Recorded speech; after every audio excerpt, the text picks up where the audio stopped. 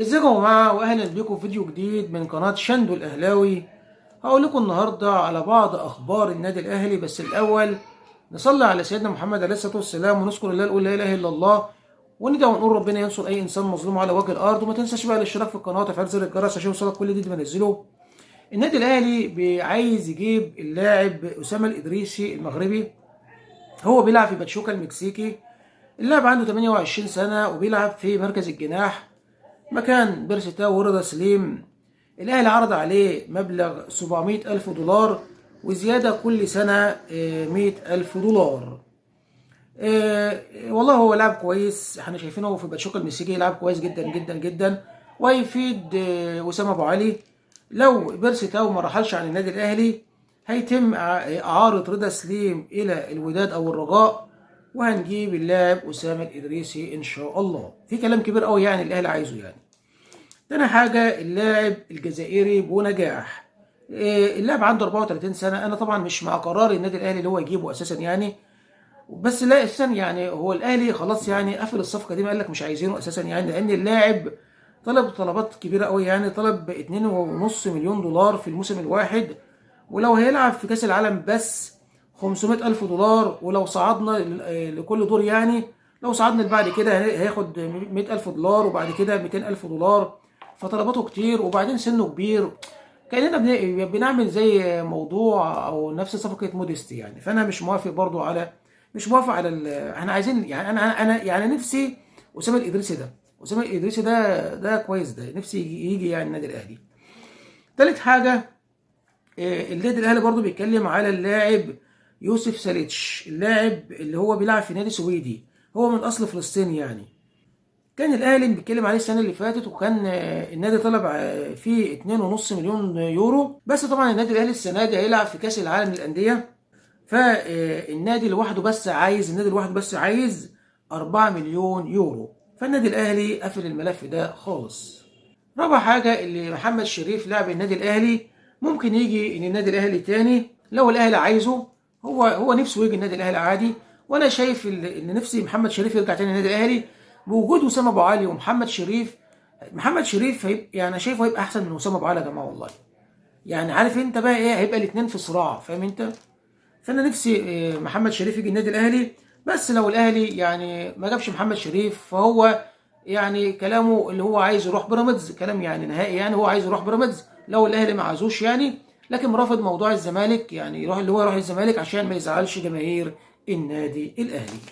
نيجي بقى لاهم موضوع في نظري، طبعا كل يعني كل الحاجات دي مهمه طبعا، لكن انا يعني محمود كهربا. بص انا يعني طبعا محمود كهربا اليومين دول بيمر بظروف صعبه جدا جدا جدا جدا جدا جدا، طول 100 سنه قدام. بس مين اللي خلى كهربا يتحط في الظروف دي؟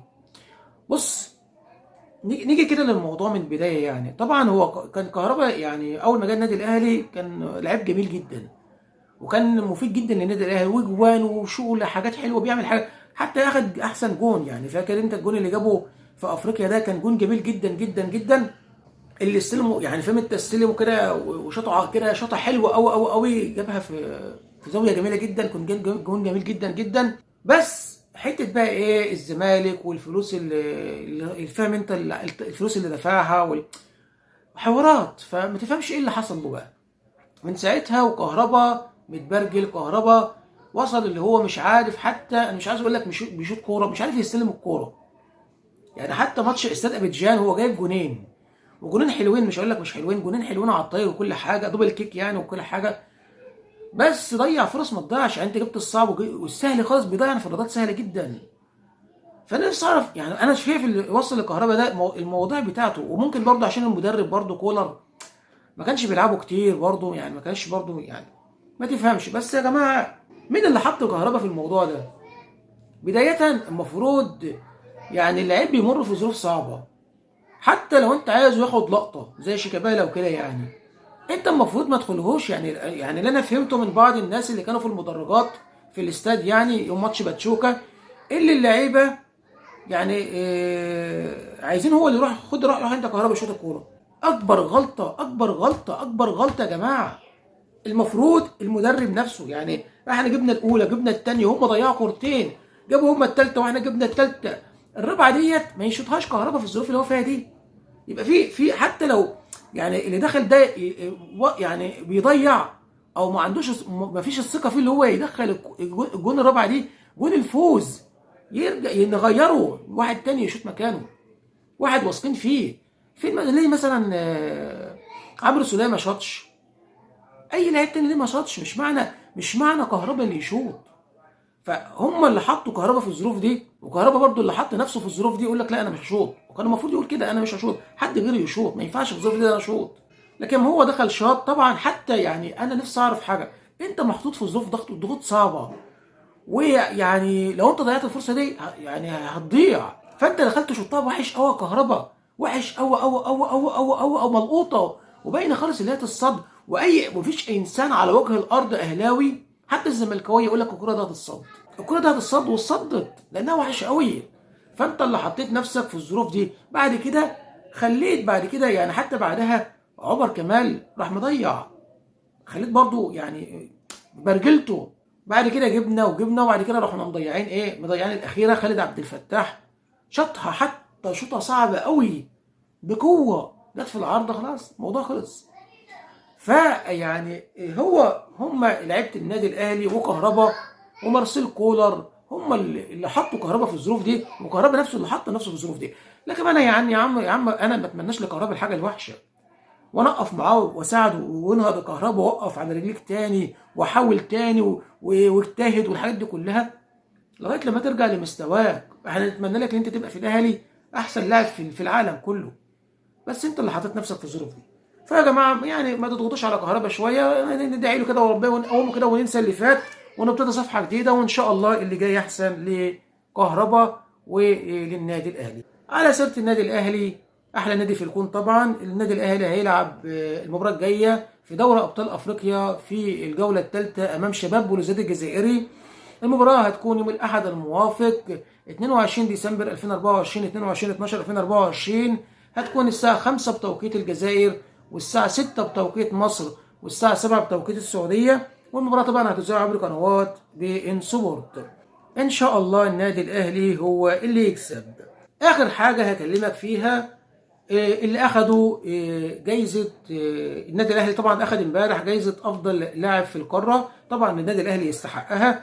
دوري ابطال افريقيا، بيلعب في كاس العالم للانديه، كاس الانتركونتيننتال، قبلها برضو اخد يعني فاهم انت كاس العالم للانديه البرونزيه، اخد دوري، اخد بطولات، فاهم انت قصدي، اخد الدوري اللي وصله دوري ابطال افريقيا، فحوار كبير. فهو يستحق اللي هو ياخد كاس العالم للانديه، يعني برضو بطل 3 قارات. الاهلي كبير واهلي عظيم، فانت ما تقارنش الاهلي وما تجيش جنبه صن داونز ما يجيش جنبه حاجه. طبعا الزمالك ما فيش حاجه يا جماعه صفر على الشمال يا جماعه. يعني انت هتاخد بطل القاره عشان كاس الكونفدراليه بتلعب البط الكيني وام سليم الليبي وابو سليم وابو خليل الليبي والحاجات دي كلها، وتقول لي انت هتاخد بطل القاره، وتقول لي اصل احنا كسبنا كاس السوبر الافريقي كسبناه من النادي الاهلي. يا ابني ما الحاجات دي، طب ما انت عندك الرجاء وعندك اتحاد العاصمه، وعندك ما اتحاد العاصمه اخذ الكونفدراليه وكسب السوبر من النادي الاهلي وما اخدش ببطل القاره. ما انت عندك نفس الكلام الرجاء، ما انت عندك برضه اعتقد نفس الكلام اللي هو نهضه بركان المغربي ما اعتقد يعني.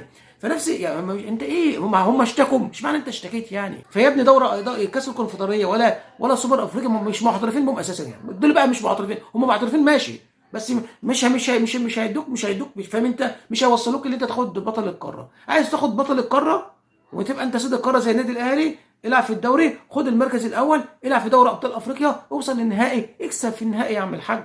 ساعتها هتاخد بطل، هتلعب في كاس العالم للانديه، هتلعب في الانتر كونتيننتال، بس كده يا عم الحاج. الموضوع سهل خالص. لكن انت فاشل، اداره الزمالك وفرقه الزمالك ونادي الزمالك فاشل، نادي فاشل. قاعدين يقول لك اكبر قلعه رياضيه في مصر ومش عارف ايه. يا عم ده انتوا عاملين متحف وحاطين فيه كوتش مش عارف جزمه حازم امام وتيشيرت جمال حمزه يا عم الهري اللي انتوا بتعملوه ده يا جماعه. ما تبص يا عم، ده انت عندكم اللعيبه بتهرب وما بتدفع لهمش فلوس، واللعيبه يعني والمدرب بيهرب وبيجيب لهم اساس الميه على حسابه ومش عارف ايه، واكبر قلعه رياضيه في مصر بتعملوا متحف غريب. فيا جماعه ايه، بصوا يعني فانت بتبص للنادي الاهلي انت عشان انت متغاظ من النادي الاهلي، اعمل زي النادي الاهلي وانت تبقى انت سيد القاره، فاهم انت قصدي. بس اللي اخد احسن لاعب في افريقيا اللي هو اللاعب ويليامز، وطبعا ما يستحقهاش خالص يا جماعه، انا في نظري ما يستحقهاش، ولا زيزو يستحقها، ولا حسين الشحات يستحقها. بس لو هم كانوا الثلاثه بيصفوا، ويليامز، حسين الشحات، وزيزو، هو اللي ياخدها حسين الشحات بصراحه يا جماعه. لكن اللي يستحقها بجداره، يستحقها بجداره هو مصطفى شوبير. بس ملخص الكلام، طبعا كله عارف ان مصطفى شوبير هو اللي ياخدها. الراجل يا ابني في دوري ابطال افريقيا يا ابني بقى عامل تصديات عالميه، عامل شغل حلو قوي، مهاري مهاري مهاري، احسن من ابوه بكتير يعني، احسن من محمد الشناوي. شوف انا بقول لك ايه، احسن من الحضري. انا من دمياط، والحضري من دمياط، والله احسن من الحضري. مع مصطفى شوبير ده لو استمر مع النادي الاهلي ومباريات والله بالكعب هيبقى اسطوره، هيتعمل له تمثال. مش فاكر احنا كنا زمان بنقول ايه؟ بقول لك لو حسام الحضري كان استمر مع النادي الاهلي كان هيتعمل له تمثال. لكن هو هبل حسام الحضري، ربنا يهديه، هو من دمياط والله. بس انا بقول لك يعني، فانا بقول لك مصطفى شوبير احسن من حسام الحضري. فاللي كان يستحقها هو مصطفى شوبير يا جماعه بكل صراحه. النهارده كان في مباراه في كاس الرابطه المصريه بين بيراميدز والاتحاد السكندري في الجوله الاولى. المباراه خلصت 2-0 لبيراميدز. طبعا انا زعلان، انا ما بشجعش بيراميدز طبعا، انا ما بحبش الفريق ده اساسا يعني، لان انتوا عارفين يعني هو يعني كان يعني موجود مدسوس في الدوري المصري عشان طبعا يهدموا النادي الاهلي وما نجحوش طبعا يعني. اللي جاب الاجوان وليد الكارتي في الدقيقه 64 يعني باسيست عبد الرحمن مجدي، واللي جاب الجون الثاني دودو الجباس في الدقيقه 88 باسيست مصطفى فتحي. وفي جون برضو جابه بيراميدز في الدقيقه 51 من اللاعب صديق اغولا، بس الجون اتحسب تسلل، وهو تسلل بصراحه يعني يا جماعه، يعني مفيش فيه اي كلام يعني. بكره الاربع الموافق 18 ديسمبر 2024 18/12/2024 النهائي بين ريال مدريد وباتشوكا المكسيكي في كأس الانتر كونتيننتال.